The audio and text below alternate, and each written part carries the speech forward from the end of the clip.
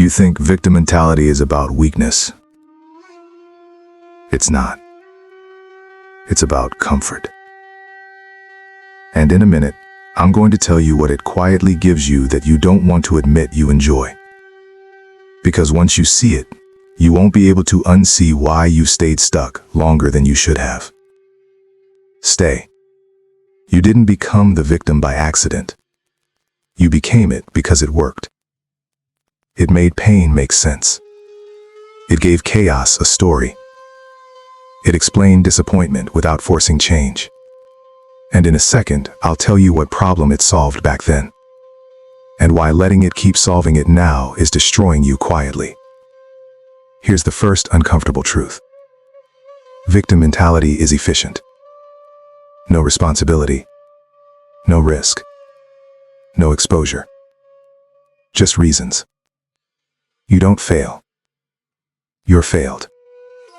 And that difference feels small until you realize it decides who gets to move and who gets to explain forever. Kafka understood this. He wrote about people trapped in systems they never agreed to. But the part people skip is why they stop trying to leave. It's not fear of punishment. It's fear of freedom. Because freedom removes the excuse. We'll come back to that. Psychology has a name for what happens next. But I won't give it to you yet. Because if I name it too early, you'll turn it into information instead of recognition. And recognition is dangerous. Notice something about yourself. You're very good at explaining. You can explain your past, your trauma, your circumstances, your bad luck. But explanation has quietly replaced action.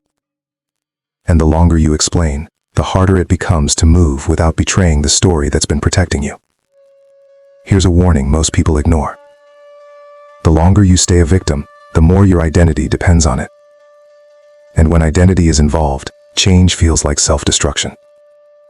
That's why advice doesn't work on you. Not because it's wrong, but because it threatens who you are. Now I'll name the psychology. Learned helplessness.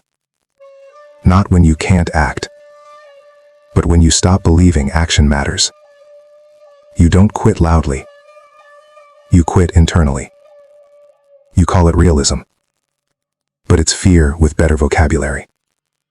Jung warned about this exact moment. He said the shadow doesn't attack you. It negotiates. It offers comfort, certainty, moral innocence.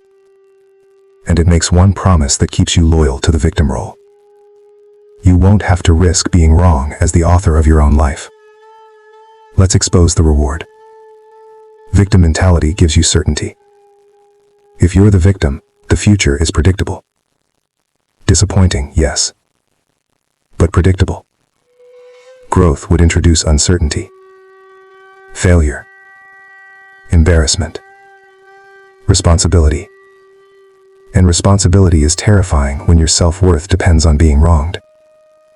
This is why you secretly resent people who escape the mindset you're in.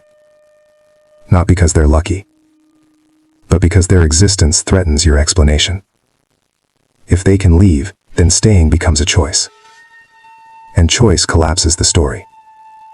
Kafka's cage wasn't locked. It was familiar.